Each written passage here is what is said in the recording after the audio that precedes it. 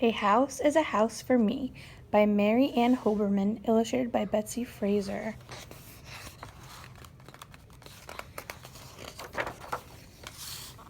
A hill is a house for an ant. A hive is a house for a bee. A hole is a house for a mole or a mouse. And a house is a house for me. A web is a house for a spider. A bird builds its nest in a tree. There is nothing so snug as a bug in a rug, and a house is a house for me. A coop, that's a house for a chicken. A sty, that's house for a sow. A fold, that's where sheep all gather to sleep. A barn, that's a house for a cow. It is also, of course, a house for a horse. A kennel's house for a dog. A dog. A dog is a house for a flea. But when a dog strays, a flea sometimes stays. But then it may move on to me. Houses for rabbits are hutches. A house for a mule is a shed. A castle's house for a duchess. A bedbug beds down in a bed. Mosquitoes like mud holes or puddles. Whales need an ocean or sea. A fish or a snake may do with a lake, but a house is a house for me. A shell is a dwelling for shellfish, for oysters, lobsters, and clams. Each snail has a shell, and each turtle as well, but not any lions or lambs. Lions live out in the open. Monkeys live up in a tree. Hippos live down a river. Now what do you know about me? An igloo's a house for an Eskimo. A teepee's a house for Cree. A pueblo's a house for a Hopi, and a wigman may hold a Mohi. A garage is a house for a car or a truck. A hangar's a house for a plane. A dock or a slip is a house for a ship, and terminal's house for a train.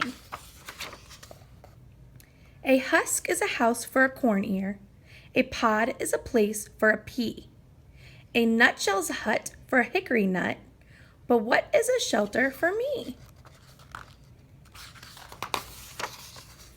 A glove is a house for a hand. A stocking's a house for a knee.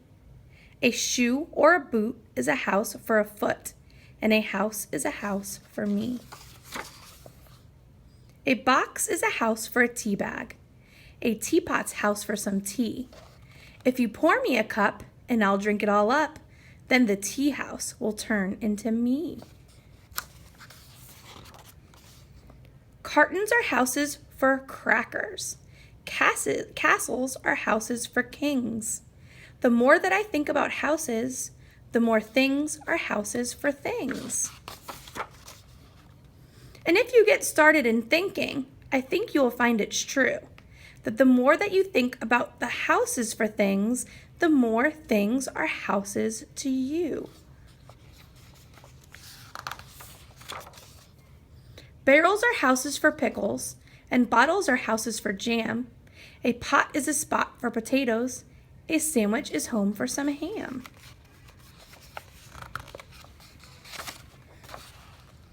The cookie jar's home to the cookies. The bread box home is for bread.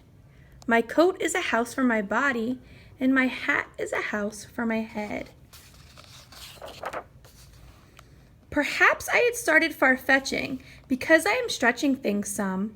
A mirror's house for reflection. A throat is a house for a hum.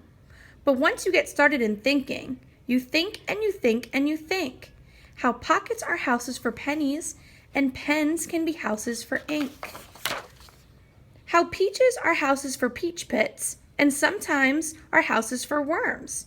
How trash cans are houses for garbage, and garbage make house for germs. And envelopes, earmuffs, and eggshells, and bathrobes and baskets and bins, and rag bags and rubbers and roasters, and tablecloths, toasters, and tins. And once you get started in thinking this way, it seems that whatever you see is either a house or it lives in a house. And a house is a house for me.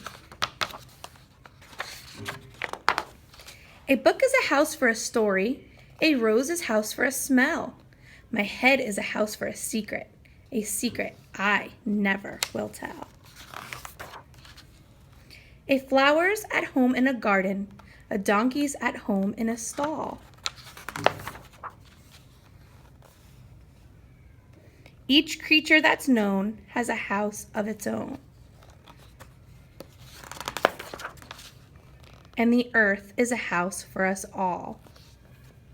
The end.